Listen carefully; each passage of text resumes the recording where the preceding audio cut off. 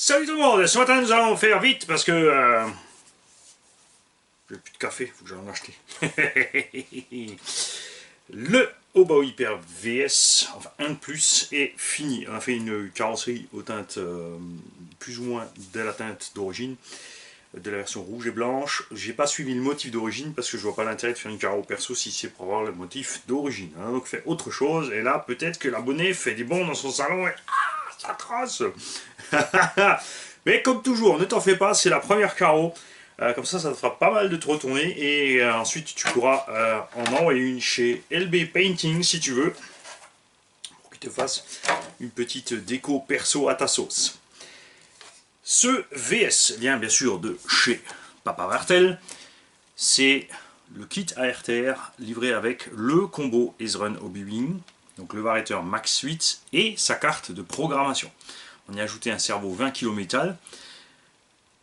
On a laissé en prise DIN, puisque l'abonné veut rouler en DIN. Le vario arrive en double DIN. J'ai laissé le double DIN. Alors pour l'instant, lui il va rouler avec la 4S qui est fournie. Il passera peut-être en 6, donc soit en 2x3, soit en un bloc de 6.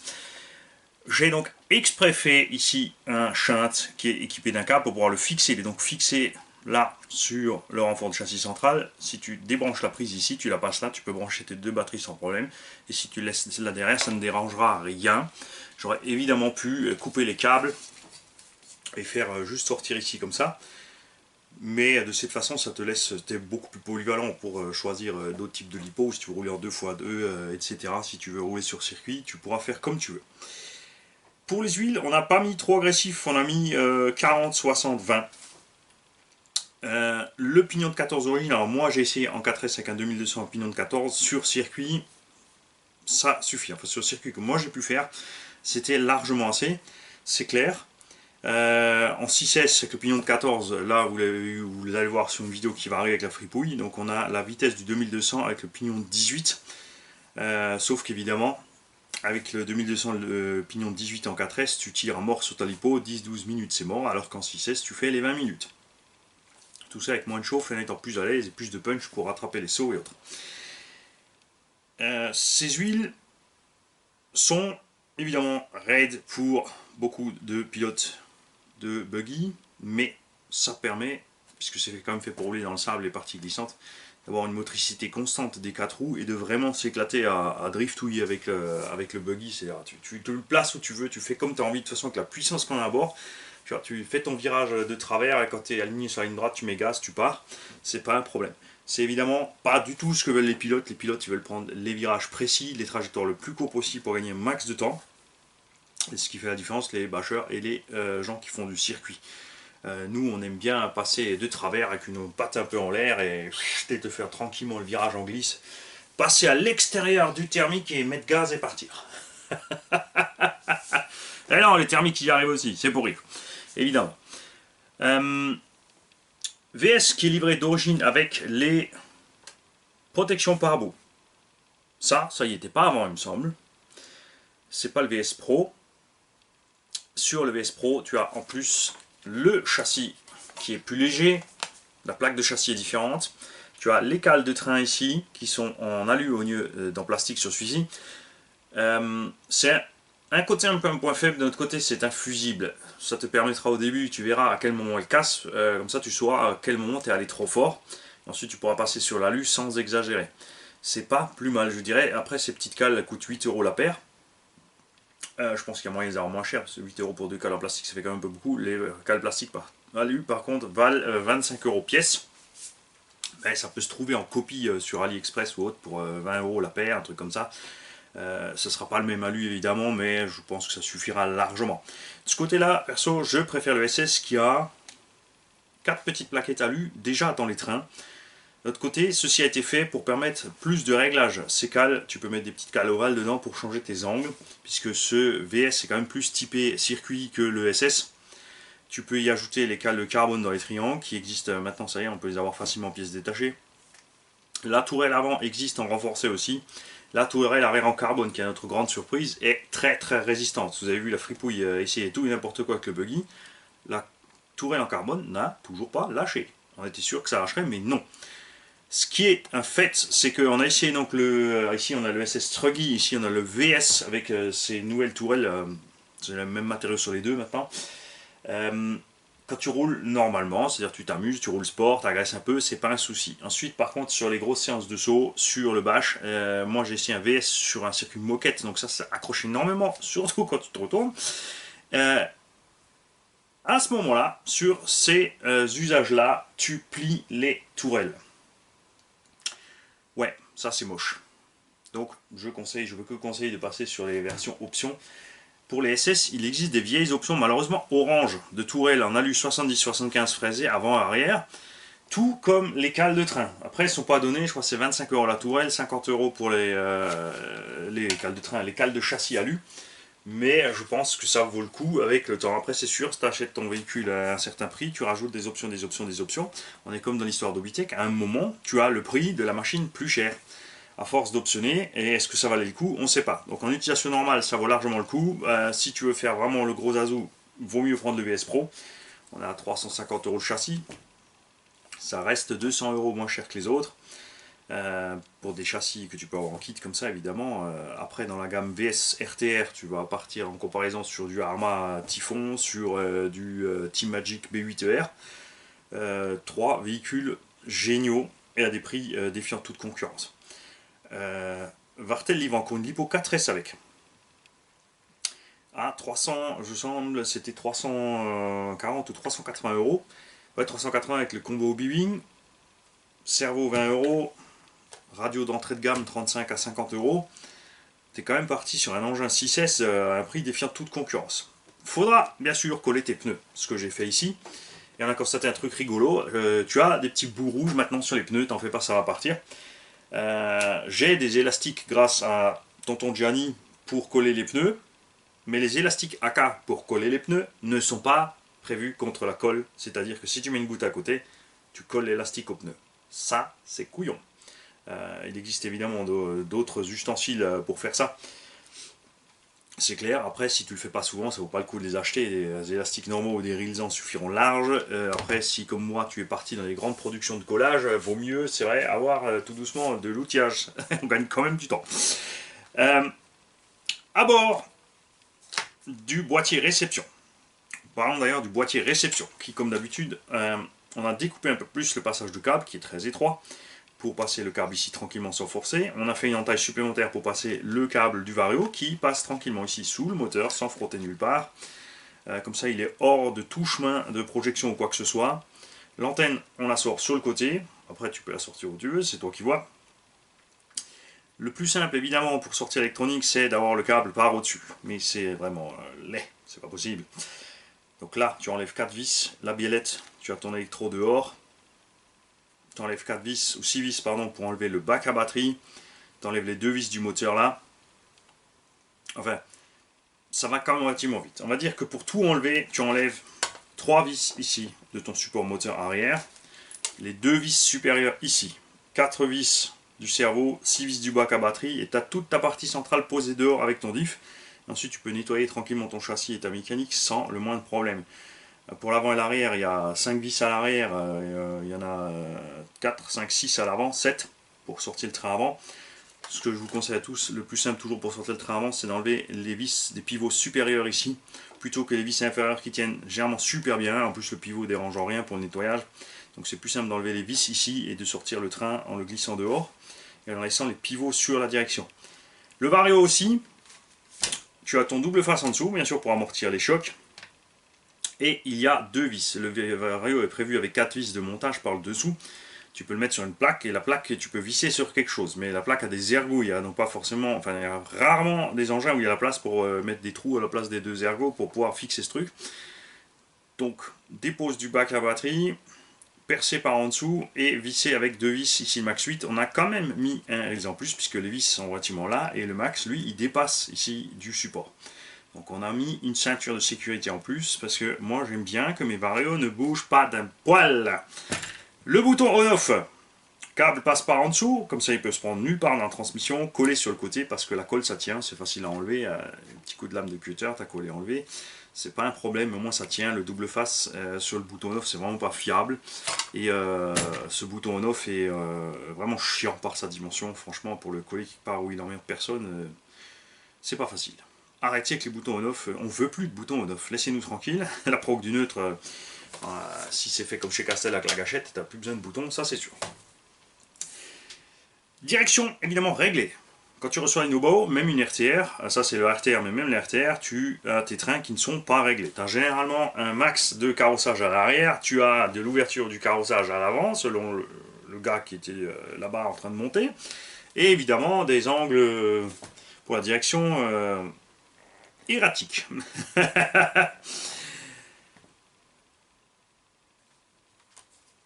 Et avant je parlais du boîtier réception, tu as donc une petite Futaba 3 PV. Et là, on peut dire tous merci à tonton Samuel Bédu qui nous a ramené 3 ou 4 radios de 4 GHz pour équiper tout le monde. Ça, c'est super génial. J'ai pas eu le temps de vous faire la présentation des radios, l'unboxing, le merci à Sam. Donc merci à toi Sam, c'était super génial. Sam qui est venu jusqu'ici exprès pour ramener les radios et on a pu en profiter pour papoter un peu. On a malheureusement, comme d'habitude, pas eu assez de temps et encore moins de temps pour aller rouler, c'est dommage. Mais on se vengera Sam, ça c'est sûr. Donc cette Futaba... Futaba T3 PV. Là, bah, super, il n'y a pas de batterie. Bien vu pour l'effet démo, Mani. Tu l'allumes ici et ensuite. Ah bah si, voilà, c'est bon. J'ai rien dit, taisez-vous. Tu navigues dans le menu en utilisant évidemment les touches avancées et reculées. Donc tu te promènes dans les menus, tu as ici le modèle. Donc là-dedans, tu peux programmer le nom de ton modèle. Système pour paramétrer ce que tu veux changer au système. Les trims évidemment. S-trim c'est les sub-trims. Le dual rate direction et gaz. Voie auxiliaire parce qu'il y en a une troisième. La butée. Donc ça, le PA, tu pourras y aller pour régler par exemple si tu prêtes l'engin ou pour le brider ou pour diminuer tes freins. D'office là, le vario est réglé à 25%. Moi je l'ai mis à 50% de marche arrière. Il est d'office à 50% de frein. Ça on a laissé parce que c'est très bien. Et 100% des gaz, punch de 1 à 5 il est sur 3, on l'a laissé sur 3, donc à toi de gérer ensuite ce que tu veux faire, et le cut-off à 3,0 d'origine, on a passé à 3,4. C'est de la carte de prog avant, avec, donc je t'invite évidemment à essayer, tu branches la carte de prog sur le port du ventilo, et tu navigues un peu dans tes fonctions, tu explores tout ça pour savoir de quoi il s'agit. SMX, ça c'est le mixage pour les crawlers, pour les directions machin, les reverses, donc là la direction a été inversée puisque d'origine quand tu vas à droite elle va à gauche avec ce servo, ça dépend des marques de servo, certains tournent à droite, d'autres à gauche, c'est pour ça qu'on a ici des reverses. L'exponentiel, là tu peux régler l'expo des gaz et de la direction, positif ou négatif, donc plus ou moins sensible à bas régime et plus ou moins en haut, ça c'est à toi de voir, direction pareil. C'est vraiment à chacun de trouver ses mesures. Moi j'aime bien tout avoir à fond et c'est moi qui gère. Après, certains qui n'y arrivent pas, ils zigzaguent dans la ligne droite parce que la direction est de trop sur la ligne droite. Donc là tu vas mettre un expo négatif.